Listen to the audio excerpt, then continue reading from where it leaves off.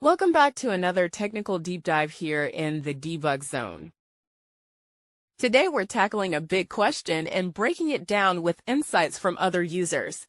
Hopefully this clears up some misconceptions and helps you get the answer you need. So buckle up, stay a little curious, and let's jump right in.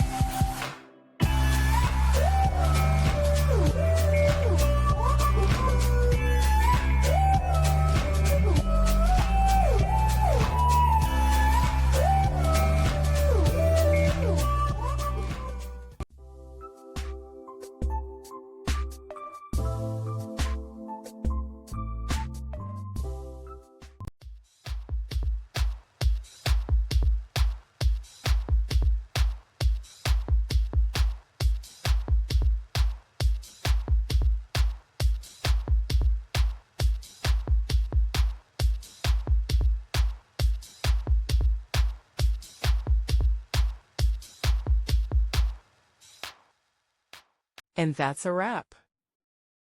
I hope you found the answer you were looking for. If you did, take a second to hit that subscribe button. It really helps out. And let me know in the comments which solution worked best for you. See you next time in the debug zone.